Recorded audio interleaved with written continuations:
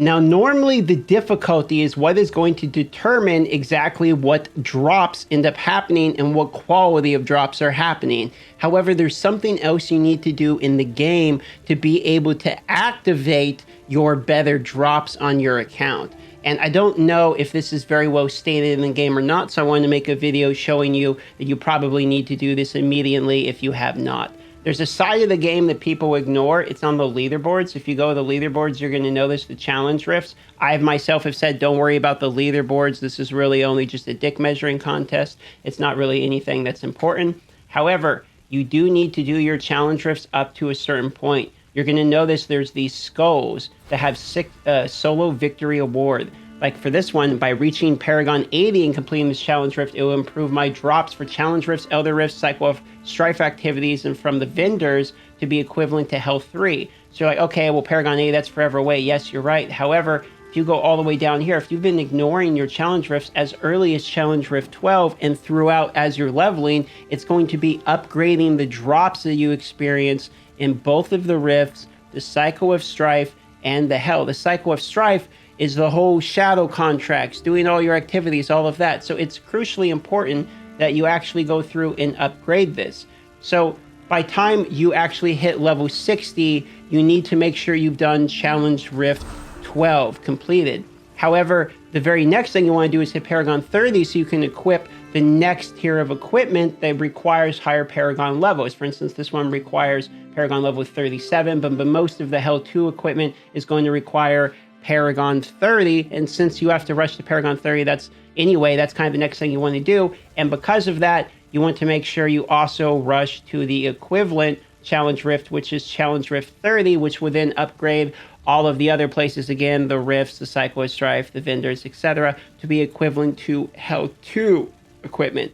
If you don't do this and you're ignoring your challenge rifts, or you think, I'm going to push all the way to Paragon 30, 80, I'm going to keep going, I'm going to push beyond and get all my equipment, and then I'll go and do my challenge rifts all at once. You're actually like wasting some drops, and this is something you need to do immediately, or else your drops will just factually be worse, especially if you're grinding elder rifts. Like elder rifts are something that people grind for experience. I've been grinding them myself for experience, and your drops in elder rifts even get improved based upon clearing it with the required Paragon level. Now, in order to go to Hell 2, you have to be Paragon 30, Hell 3, Paragon 80, but for the original bonus, you've only got to be basically Paragon 1, aka level 60, and then you can just from there improve it at challenge rift 12. Also, another point people might not know, the rewards are 1 to 10. So if you are pushing leaderboards, you literally don't have to be rank 1. You can be rank 2, 3, 4, 5, 6, 7, 8, 9, 10. You get the exact same rewards.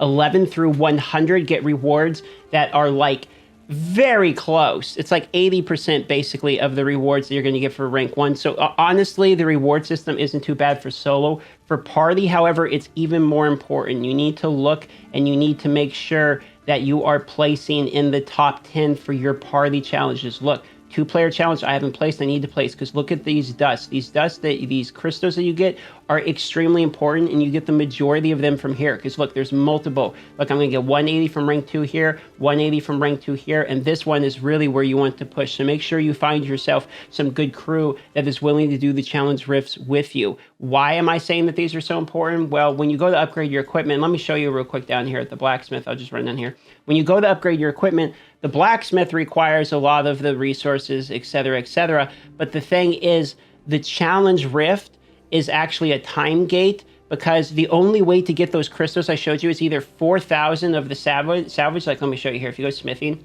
if you look here, it costs 4,000 of these items salvage, which is just ridiculous. Like, I could only buy 4 of them with how much I've grinded, so it's not really feasible, right? But you need tons of them. You actually need tons of them to upgrade this stuff. Like, look at this. I got 75. I can bring this one to 3, right? But if I want to continue upgrading this, look, it's 100, 100, 100. It goes more and more and more. And the only ways you can get these is through the challenge rift, or what I just showed you with the 4,000.